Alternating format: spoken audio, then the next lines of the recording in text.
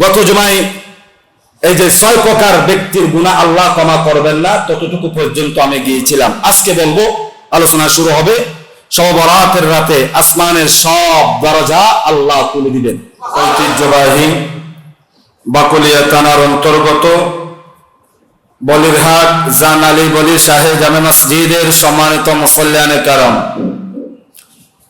পর্দার আড়ালে অবস্থানরত সাদিয়া আমার মা ও বোনেরা, আসসালামু আলাইকুম ওয়া রাহমাতুল্লাহি ওয়া বারাকাতুহু। মহান রব্বুল আলামিনের দরবারে লক্ষ কোটি শুকরিয়া, যেই মহান রব্বুল আলামিন দয়া করে মায়া করে অত্যন্ত ভালোবেসে পৃথিবীর সর্বশ্রেষ্ঠ জায়গা আল্লাহর ঘর মসজিদে আসার বসার ইবাদত বন্দেগী করার, বিশেষ করে ইয়াউমুল জুমার দিনের জুমার নামাজ আদায়ের লক্ষ্যে মসজিদে আগেভাগে আসার যে তৌফিক টুকুন দান করেছেন, সেই শুকরিয়া আদায়ের লক্ষ্যে মহব্বতের আওয়াজে ঈমানি কণ্ঠে হুসাইনি কণ্ঠে হৃদয়ের সব টুকুন ভালোবাসা উজাড় করে দিয়ে উচ্চ আওয়াজে বলি আলহামদুলিল্লাহ।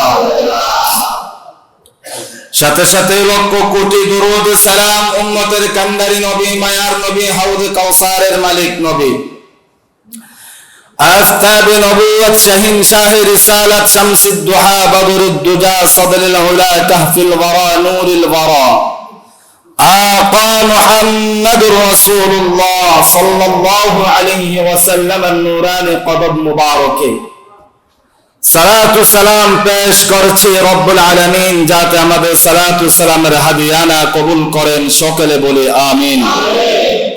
সম্মানিত হাজিরিন, প্রতি জুমার ধারাবাহিকতার নিয়ে আজ পবিত্র মাহে শাবান শরীফের দ্বিতীয় জুমায় আলোচনার বিষয় নিয়েছি পবিত্র শবে বরাত শরীফের ফজিলতের উপর। আমি গত জুমায় আলোচনা করেছিলাম, আজ দ্বিতীয় পর্ব আলোচনা শুরু হবে।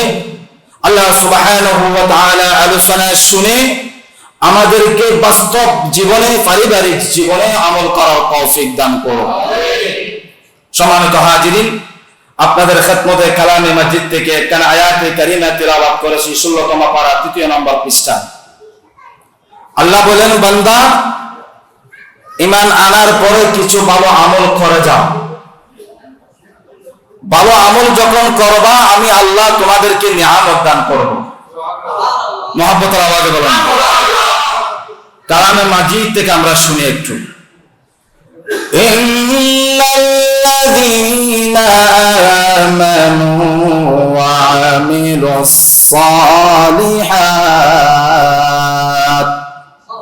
ও ঈমানদারগণ, আমি আল্লাহ তোমাদেরকে ঘোষণা দিচ্ছি, ইন্নাল্লাযীনা আমানু আমানু আমানু, যারা ঈমানদার, যারা মুমিন মুত্তাকি, তাদেরকে বলছে আমি আল্লাহ। এই পৃথিবীর জমিনে কিছু মানুষ আছে নামদারি মুসলমান, নামদারি মুনাফিক, ঠিক কিনা? আছে কিনা এরকম? বুতের ভিতরে বাইরে থাকবে অন্যরকম, ভিতরে থাকবে আরেক রকম। দেখবেন মানুষ, বহুরূপী মানুষ দেখবেন। আল্লাহ তাদেরকে সম্বোধন করেন নাই মুসলমান আর ঈমানদার, পার্থক্য আছে, ঠিক কিনা? মুসলমান যদি দাবি করে মুমিন, সেটা ঈমানদারের কাজে প্রমাণিত করতে হবে, ঠিক কিনা? এখন সব কিন্তু ভিতরে দেখা যায় মানুষের প্রতি হিংসা, এরকম আছে না নাই? সেই জন্য আল্লাহ বলেন, ইন্নাল্লাযীনা আমানু, ও ঈমানদারগণ, তোমরা যারা ঈমান এনেছ, ঈমান আনার কাছে যদি আমরা একটু দেখাতে যাই, আল্লাহ বলেন আসমানের নিচে জমিনের উপরে, মা তাকুমুর রাসূল ফাখুযুহু ওয়া মা নাহাকুম আনহু ফান্তাহু। আল্লাহ বলেন, বান্দারে, আমার হাবিবকে আমি যা নিয়ামত দান করেছি, সমস্ত নিয়ামত তোমাদের জন্য কল্যাণ হিসাবে কবুল করে নাও। আর যে সমস্ত বিষয়কে আমি অকল্যাণ বলে ঘোষণা দিয়েছি, তোমরা সেই সমস্ত বিষয়কে অকল্যাণ মনে করো, ঠিক কিনা? ঘোষণা কার? এখন আমার মতো মোল্লার কথা মানবেন নাকি আল্লাহর কথা মানবেন? এখন দলিল খুঁজবেন নাকি ইবাদত করবেন? আল্লাহ বলেন, ও বান্দা, ঈমান যখন আনবা, ঈমান আনার পাশাপাশি যখন ওয়ামিলুস সালিহাত, উত্তম আমল যখন করে যাবা, ভালো আমল যখন করবা, সেটা দানের মাধ্যমে হোক, সৎকার মাধ্যমে হোক, ভালো একটি কাজের মাধ্যমে হোক, আমল যখন করে যাবা, ভালো আমল করে যাবা, এই ভালো আমলের প্রতিদান আমি আল্লাহ দুনিয়াতে দেব, কবরে দেব, হাসরে দেব, এমনকি কিয়ামতের ময়দান যখন আমি আল্লাহ কায়েম করব, সেই কঠিন মুহূর্তে, কঠিন সময়ে যার আমলটুকু আমি আল্লাহর কাছে গ্রহণযোগ্যতা লাভ করবে, তাকে আমি আল্লাহ জান্নাতের মেহমান করব। শুধু জান্নাত নয়, জান্নাত যা রয়েছে তার মধ্যে একেবারে টপ ক্লাসের একেবারে সর্বোচ্চ জান্নাত হলো জান্নাতুল ফেরদৌস। যার আমল আল্লাহর দরবারে কবুল হবে, আল্লাহ বলেন আমার সেই বান্দাদেরকে আমি জান্নাতুল ফেরদৌসের মেহমান বানাবো। আর মহব্বতের আওয়াজ, শুধু একদিন নয়, দুদিন নয়, খালিদিনা ফিহা আবাদা। ঢোকার সময় আছে, বাহির হওয়ার কোনো সুযোগ নাই। জান্নাতের নাজ নিয়ামত ভোগ করতে থাকবো। তার মধ্যে অন্যতম ভালো আমলের দিন হলো, ভালো আমলের রাত হলো লাইলাতুল বারাত। লাইলাতুল মানেন না আপনারা?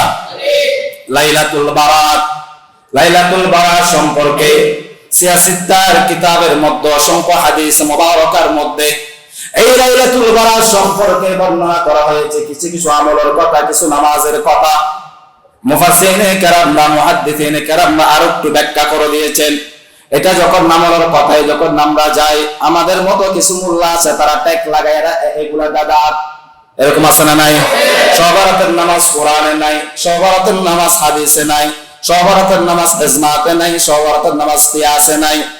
আমি যখন মিডিয়ার মধ্যে একটু ফুস করলাম, ওইখানের মধ্যে কিছু ভাইয়েরা আমাকে কমেন্ট করতে লাগলেন যে হুজুর এই হাদিসে মুবারাকা দাঈফ, দুর্বল হাদিস, হাদিসের সনদ ঠিক নাই, ওইটা নাই, সেটা নাই, অনেক দলিল করছেন।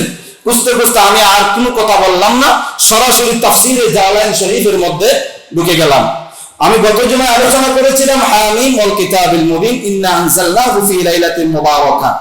লাইলাতুল মুবারাকা দিয়ে হাদিস মুবারাকার উদ্দেশ্য কি নিয়েছেন মুফাসসিরিনে কেরাম বা উদ্দেশ্য কি নিয়েছেন, এটা নিয়ে আমি এই আয়াতে কারিমা আলোচনা লাইলাতুল বারাত বুঝাইছিলাম। তখন একজন ভাই আমাকে বলতে লাগলেন কমেন্টের মধ্যে, হুজুর ওটা তো লাইলাতুল বারাত সম্বোধন করা হয় না, লাইলাতুল কদরকে সম্বোধন করা হয়েছে। আমি একেবারে চুপ থাকলাম, কারণ আলেমরা মৌখিক কোনো কথা উত্তর দেয় না। কোরআন ও হাদিসে যা আছে দলিল দিয়ে কথা বলা যায়, সেটা হচ্ছে সত্যিকার আলেম, ঠিক কিনা? আমি চিন্তা করলাম এই ভাইকে তো আমি মৌখিক উত্তর দেওয়া তো আমার মানাচ্ছে না, আমি সরাসরি মূল কিতাবে যাই।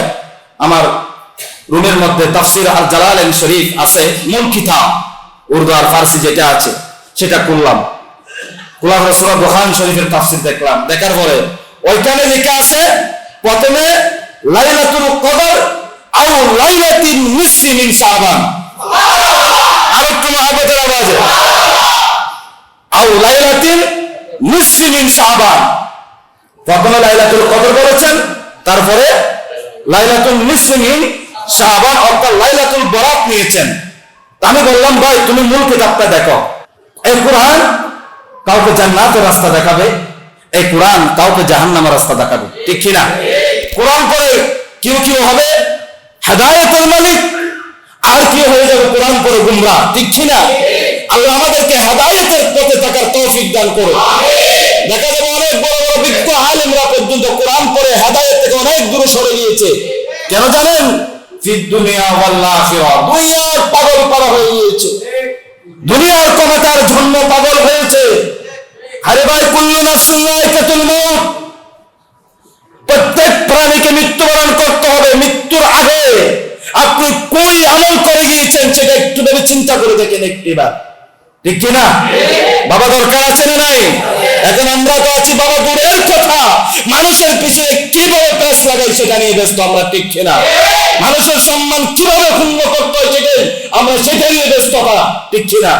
এখন মানুষ মনে করে রিজিক আমার হাতে। আরে ভাই তোমার হাতে কেন রিজিক থাকবে? আল্লাহর কোরআন বলেন আল্লাহু খায়রুর রাযিকিন, উত্তম রিজিক দাতা হলেন আল্লাহ। আমার রিজিক এখন আজকে আছে, কালকে নাও থাকতে পারে। আমি মোল্লা হয়ে যদি হক কথা কোরআন ও হাদিসে আলোকে বলতে না পারি, আমার মতো ব্যক্তি সেই মিম্বর দেওয়ার কোনো ক্ষমতা নাই, ঠিক কিনা? খোদার কসম করে বলি, আমার চাকরি থাক আর না থাক, আমি তাকি বা না তাকি, যতদিন থাকবো কোরআন ও হাদিসের আলোকে হক কথাই বলে যাব, ঠিক কিনা ভাইয়া? শুনতে রাজি আছেন তো? আল্লাহ আমাদেরকে কবুল করুন। আমি কথাগুলো বলছি দুঃখ থেকে, কষ্ট করে একটা সাবজেক্ট রেডি করতে কত যে কষ্ট হয় একজন আলেম যারা স্টাডি করে তারাই বুঝে। আরে ভাই আমি পয়েন্ট আকারে পয়েন্টে আমি নোট করে দিলাম তোমাদের সুবিধার্থে, আর তুমি সেখানে আমাকে কমেন্টের মধ্যে দলিল খুঁজতে লাগলাম। তারপরে ওনাকে আমি বললাম, ভাই আমলের ক্ষেত্রে কোনো অকাট্য দলিল প্রয়োজন হয় না। তোমার মন চাইলে লাইলাতুল বরাতের নামাজ আদায় করো, মন না চাইলে তুমি দূরে থাকো। এই যে আজকে ইয়ামুল জুমার দিন বরাতের রোজা অনেক ভাইয়েরা অনেক মুরব্বীরা রেখেছেন, ঠিক না? তো ওইটা তো ফরজ বলে নেই, ওইটা বলা হয়েছে কি নফল। আপনার শরীর যদি সুস্থ থাকে আপনি রাখেন, শরীর যদি সুস্থ না থাকে আপনার যদি মন না চায় রাখেন না। আপনি অন্যজন রাখবেন, ওনাকে বেদাত ফতোয়া দিবেন। হালাল রুটি, বিরিয়ানি, মাংস এগুলো কি আমার বাবা খাবে? মুরব্বীরা খাবে? খাবে খেয়ে বলেন, আমরাই তো খাবো নাকি? এখন যদি হালাল রুটি যদি সেটাও যদি বেদাত বলে ভাই, আর তুমি খাবার খাইও না, সেটাও বেদাত, ঠিক না? একটা কথা আছে, যারা ঘুমোর বান ধরে সারা জীবন ডাকলে উনি কি চেতন হবে? জাগ্রত হবে? আর সত্যিকারের যিনি ঘুমাইছেন তাকে একটু টোকা দিলে উনি কি হয়ে যাবে? জাগ্রত হয়ে যাবে। এমন কিছু ব্যক্তি আছে বুঝার পরে না বুঝার বান ধরে, এটা হলো জাতির শ্রেষ্ঠ মুনাফিক। আল্লাহ আমাদেরকে হেফাজত করুক। প্রিয় ভাইয়েরা, বলতে চাইছিলাম সময়টা একেবারে কম, সময়ের দিকে আমার লক্ষ্য রেখে আলোচনা করতে হবে। আমি আলোচনা গত জুমায় এই যে 6 প্রকার ব্যক্তির গুনাহ আল্লাহ ক্ষমা করবেন না, ততটুকু পর্যন্ত আমি গিয়েছিলাম। আজকে বলবো, আলোচনা শুরু হবে, শবে বরাতের রাতে আসমানের সব দরজা আল্লাহ খুলে দিবেন। আসমানের দরজা কয়টি বলেন? দরজা কয়টি? 7টি বলেন না? 7টি কয়টি? 7 আসমান 7 জমিন, এটাও জানেন না ভাই, বড় দুঃখের বিষয়। আলোচনা শুনতে আছেন, কি শুনেন জানি না আমি। প্রতিটি কাজ মনে করবেন জুমার দিন, চোখ কান খোলা রাখবেন, কিছু জিনিস নিয়ে যাবেন, জীবন কাজে আসবে, জীবন কাজে আসবে ভাই বাবারা, জীবন কাজে আসবে আপনাদের। এগুলো জানা দরকার। ফিতনা ফাসাদের যুগ চলে আসছে, কল্পনাও করতে পারে না কোন মুহূর্তে ইমান নষ্ট হয়ে যাবে। আসমান কয়টি? কয়টি? জমিন মহাকাশ বলি, জান্নাত, জান্নাত, জাহান্নাম, জাহান্নাম। এখন জান্নাত নাকি জাহান্নাম? জান্নাত না জাহান্নাম? সুবহানাল্লাহ বলেন না। সবাই জান্নাতে যেতে চাই। আল্লাহ বলেন ফরজ ইবাদত করে জান্নাত পাবে না। আল্লাহ কোন আমল করে জান্নাত পাবো, কোন আমল করলে জান্নাত যাব? আল্লাহ বলেন বান্দারে, ফরজ নামাজের পাশাপাশি যখন আমার নবীকে তুমি কি বানাবা? বন্ধু বানাবা। যখন আমার নবী তোমাদের জন্য কি করবে? ইস্তেগফার করবে, তোমাদের পক্ষ হয়ে আমি আল্লাহর কাছে হাত তুলবে, আমি আল্লাহ মুহূর্ত গুনাহ ক্ষমা করে দিয়ে ওয়ারযুকনা শাফাআতাহু ইয়াউমাল কিয়ামাহ, কিয়ামতের ময়দানে যখন আমার দয়াল নবী আমাদের জন্য সুপারিশ করবে, আল্লাহ বলেন হাবিব রে, চাইছিলাম সেটাই, মাকাম মাহমুদ অন্যান্য নবীকে দিই নাই, আপনাকে দিয়েছি এটাই, এই কারণে মাকাম মাহমুদ আমি আল্লাহ দিয়েছি। আপনার শান এবং মান কিয়ামতের ময়দানে আমি আল্লাহ কুল কায়নাতে যত হাজার হাজার মখলুকাত সৃষ্টি করেছি সকলকে দেখানোর জন্য। এটাই হলো আমার নবীর উম্মতের শান। সুবহানাল্লাহ। ওইখানে ওই যে জান্নাত কয়টি? 8টি। আর আসমান? আসমান কয়টি? 7টি। আল্লাহ বলেন বান্দা, লাইলাতুল বরাতের রাত যখন তোমাদের কাছে আসবে, আমি আল্লাহ আসমানের যত দরজা আছে সমস্ত দরজা তোমাদের জন্য ওপেন করে দেব। আসুন হাদিসের পাকের ভাষায় শুনি। এই হাদিস মুবারক বর্ণনা করেছেন মাওলানা আব্দুর রহমান সাফুরি আশ-শাফি রাহমাতুল্লাহি আলাইহি। মুসাতুল মাসালিস কিতাবের মধ্যে নোট করেছেন, যুকরা ফিল ইকনাই ইকনা নামক কিতাবে উল্লেখ আছে, আন্না জিবরিল নাযালা আলান নবী সাল্লাল্লাহু আলাইহি ওয়াসাল্লাম লাইলাতুল বারাহ। শবে বরাতের রাতে জিবরাইল আলাইহিস সালাতু ওয়াস সালাম রাসূল আরবি সাল্লাল্লাহু আলাইহি ওয়াসাল্লামের কাছে এসে বললেন, وقال يا محمد اجتهد في هذه الليلة وهي رسول الله يا حبيب الله। এই রাতে আপনি আপনার উম্মতের গুনাহ ক্ষমা করানোর জন্য আল্লাহর দরবারে হাত তুলে ইবাদত করো। ইয়া রাসূলুল্লাহ, এই রাতে আপনার উম্মতের গুনাহ ক্ষমা করে দেওয়ার জন্য আল্লাহর কাছে আপনি হাত তুলে আপনার উম্মতের গুনাহ ক্ষমা চান। সুবহানাল্লাহ বলেন না? জিবরাইল কাকে বললেন? আমার নবীকে বললেন।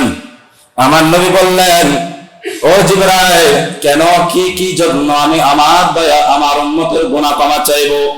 আল্লাহর নবী কি জিবরাইল বললেন, ফাইন্না ফিহা তুকদাল হাজা, কেন না ইয়া রাসূলুল্লাহ, এই রাতে সকল সমস্যার সমাধান আমার আল্লাহ করে দিবে।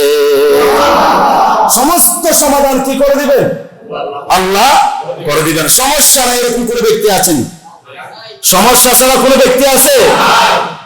যে কোনো একটা সমস্যা আছে, ছোট হোক বা বড় হোক, সমস্ত সমস্যা থেকে সমাধান দেওয়ার মালিককে, সেই মালিককে বলেন, বান্দা তুমি ছাও রাখে, আমি আল্লাহ তোমাকে সমাধান দেব।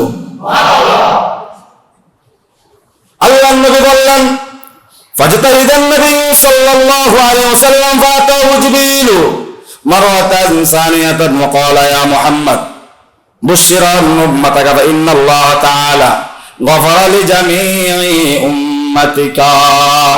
ইয়া রাসূলুল্লাহ, ইয়া হাবিবাল্লাহ, আপনার উম্মতকে শুভ সংবাদ দিন, আল্লাহ রাব্বুল আলামিন আপনার উম্মতের সমস্ত গুনাহ ক্ষমা করে দিবেন।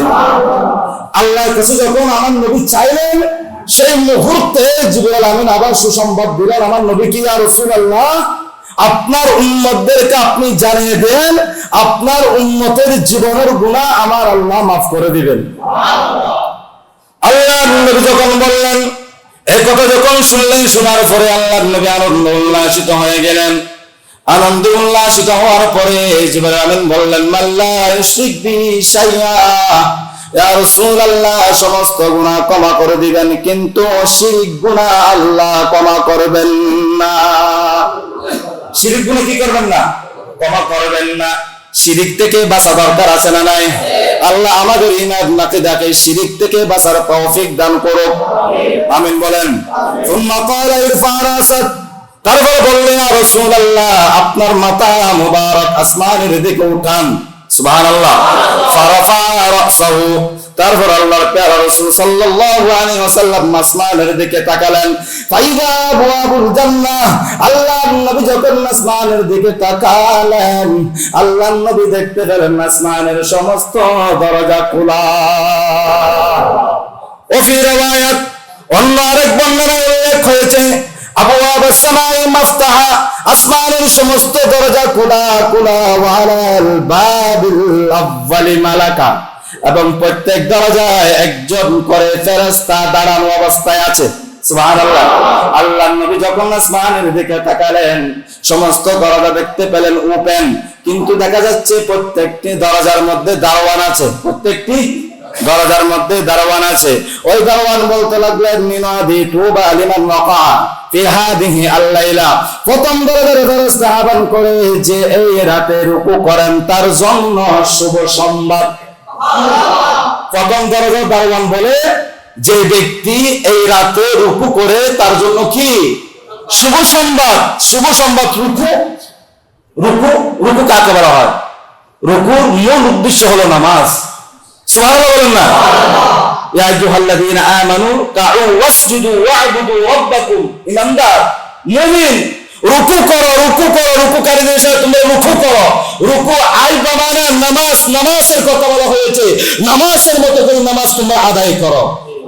এখন কতগুলো ভদ্র মুসলমান আছে, মুসল্লি আছে, একেবারে আলোচনার শেষ সময়ে খতিব যখন আল্লাহু আকবার বলে তাকবীরুল্লাহ করবে, তারপর আস্তে আস্তে আস্তে আস্তে মসজিদে ঢুকবে। এরকম আছে না নাই? তারপরে একটু যদি 2 মিনিট 3 মিনিট দেরি হয়, এই যে খতিবের সমালোচনা শুরু হয়েছে, খতিব ভালো না, খতিব এরকম, খতিব এইসা এরকম সমালোচনা করতে থাকে সারাক্ষণ। এরকম আছে না নাই? কারণ সেটা হলো মুলুকের মতো মুসলমান, মুলুকের মতো টুকুরটা করে দিয়ে এই সমস্ত মুসল্লিদেরকে আল্লাহর রাসূল সাল্লাল্লাহু আলাইহি ওয়াসাল্লাম মসজিদে ঢোকার জন্য নিষেধ করে দিয়েছে। ইবাদত করো, ইবাদতের মতো তোমরা ইবাদত করো। এখন আর দেখা যায় মাঝে মধ্যে আজান হয়ে গিয়েছে 12:10, তারপরে মুসল্লি আসতেই থাকে। আমি খুব চলা অবস্থায় মুসল্লি আসে। আরে ভাই, আধা ঘন্টা বা 1 ঘন্টা আগে আসেন না, জুমাবারে আলোচনা কিছু জিনিস শিখেন না। আল্লাহ আমার ভাইদেরকে আসার তৌফিক দান করুন।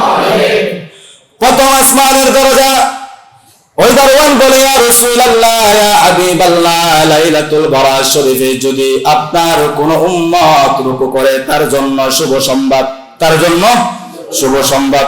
ওয়ালাল বাবি আসানি মালাকা ইলাদি তুবা লিমান দাআ ফি হাযিহিল লাইলা। দ্বিতীয় আসমানে দাঁড়িয়ে অন্যজন বলেন যে রাতে সিজদা করবে, তার জন্য শুভ সংবাদ, তার জন্য শুভ সংবাদ। সিজদা ফরজ নামাজ আদায় করলেন, আদায় করার পর আপনি 100 না 200 না 1000 রাকাত নামাজ আদায় করেন। আল্লাহ বলেন, বান্দারে আমি এই রাতে মালাকুল মউতের হাতে তোমাদের মৃত্যুর চিঠি লিখে দেব, মৃত্যুর তালিকা করে ফেলবো।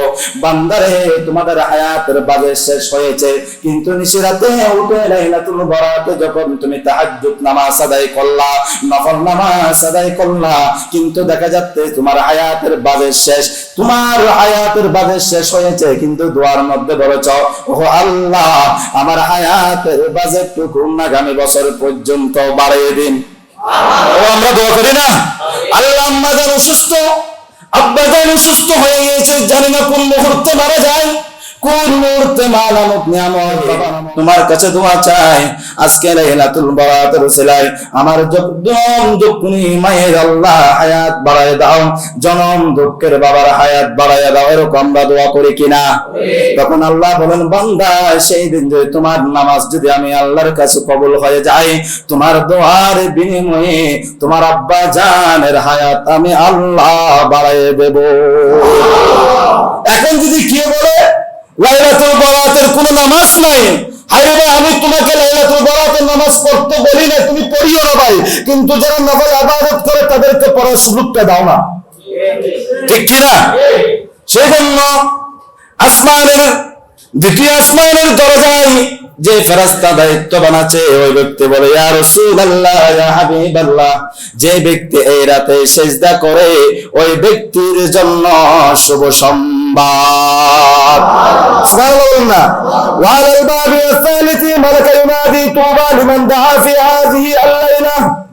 তৃতীয় আসমানের দরজার ফেরেশতা বলেন, ইয়া রাসূলুল্লাহ, ইয়া হাবিবাল্লাহ, যে রাতে দোয়া করবে তার জন্য শুভ সংবাদ, তার জন্য শুভ সংবাদ। দোয়া নামাজ আদায় করলাম, নামাজ আদায় করার পরে মরহুম বাবা এবং মার কবরের পাশে দাঁড়ায়া দাঁড়ায়া যখন সন্তানরা যখন আল্লাহুম্মা রাব্বিরহামহুমা কামা রাব্বায়ানি সাগীরা, এরকম যখন সন্তানরা আল্লাহর কাছে দোয়া করে, ও আল্লাহ আমার ছোট্টবেলা আমার মা আমার বাবা আমাকে যেভাবে লালন পালন করে, সে কষ্টের উপর কষ্ট সহ্য করে, আল্লাহ তোমার নাই পৃথিবীর জমিনে বাবা নাই, কোন অবস্থায় আছে জানি না, মাবুদ রে আজকের রাতের উসিলায় মা বাবার গুনাহ ক্ষমা করে দাও। সুবহানাল্লাহ।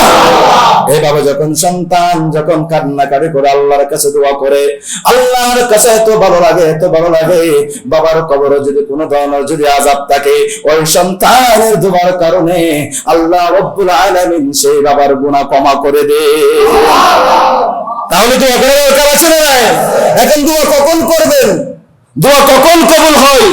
নামাজের পরে যে ব্যক্তি আল্লাহর কাছে দোয়া চায়, সে ব্যক্তির দোয়া আল্লাহর দরবারে বেশি বেশি কবুল হয়ে যায়। এখন আপনি নামাজ পড়লেন না ভাই, তুমি নতুন বগুর মতো বড় কোনায় বসে বসে হবে না, মসজিদে যাবো লাগে, বেদাত হবে, শিরিক হবে, যাই না ভাই, যাই না, হয়তো বড় কোনো বড় আসরের মধ্যে বসে বসে নামাজটা আদায় করি না, তুমি ওইখানে নামাজ আদায় করলা, নতুন বধুর মতো মসজিদে আসলা না, আর কবরে ঘরে তোমার বাবাকে গোটাচ্ছে এভাবে। আছে না এরকম? তুমি সন্তান, তোমার অধিকার সেটা, তোমার বাবার জন্য দোয়া করা। মা অসহায়, বাবা অসহায়, বেলা চললে মা বাবার কবর জিয়ারত করা দরকার আছে না নাই? এখন দলিল খুঁজবেন না আপনারা? এত ভালোবাসা দিল মা, এত ভালোবাসা দিল বাবা, ভাই যে হারাইছে তারা বুঝে। বাবা নামের নিয়ামত খোদার কসম করে বলি, পৃথিবীতে মা এবং বাবার মতো নিয়ামত আর নাই ভাই। ও আল্লাহর কসম করে বলছি আপনাদেরকে, যারাদের মা এবং বাবা পৃথিবীতে আছে, মনে করবেন আপনাদের জন্য বড় নিয়ামত এখনো আল্লাহ বাছাই রেখেছে। বিপদ যদি আসে, মা যদি হাত তুলে দোয়া করে, সন্তান এই মুহূর্তে অ্যাক্সিডেন্টে যাচ্ছে, বাইক অ্যাক্সিডেন্টে মারা যাবে, সেই মুহূর্তে মা সিজদায় পড়ে গেল হুট করে, আল্লাহকে যদি বলি, আল্লাহ আমার সন্তানকে তুমি সমস্ত বিপদ থেকে হেফাজত করো, এই কথা যখন বলে, খোদার কসম আরশ আজিমের কোনো পর্দা থাকে না, মুহূর্তে আমার আল্লাহ সেই সন্তানের বিপদ দূর করে দিয়ে সাথে সাথে আল্লাহ কুদরতিভাবে হেফাজত করো। আর তুমি ভাই সেই মার জন্য দোয়া করতে তুমি নিষেধ করে দাও। দোয়া নাই, জিয়ারত নাই, ফতোয়া নাই, ফাতিহা নাই, ব্যাকল কথাকার আল্লাহ হেফাজত করো। সেই সমস্ত মোল্লা থেকে দূরে থাকবেন। আমি দল বল নির্বিশেষে, আমি রাজনীতির কোন প্ল্যাটফর্মের ব্যক্তি নয়, আমি একজন আলেমের ব্যক্তি। আমলিত আলোচনা করছি আপনাদেরকে, আমি রাজনৈতিক প্ল্যাটফর্ম নিয়ে কোনো কথা বলছি না, বলবো না সামনে ইনশাআল্লাহ। কিন্তু আমাদের ঈমানকে মজবুত রাখতে হবে, ঈমান আকীদাকে পেশ করে দিতে হবে। কচু পাতার পানির মতো ঈমানকে বিক্রি করে দেবো, টাকার কাছে বিক্রি হয়ে যাব, সেটা আহলে সুন্নাত ওয়াল জামাতের আলেম না নয়। ঠিক কিনা বলেন? আলেম হলেন আলেমের মতো আলেম হন না। তুমি মিম্বরে বসে বসে সভাপতির ফাঁ ছাপবা, সেক্রেটারির কথা মতো চলবা, কিছু বলবা না। সভাপতি যখন বলবে আমার চাকরি চলে যাবে মনে হয়, সভাপতিকে যদি একটু এরকম তোষামত না করি, আরে ভাই আমার চাকরি সভাপতির হাতে, আমার চাকরি কি সেক্রেটারির হাতে? আমার চাকরি কার হাতে? বলেন না কার হাতে?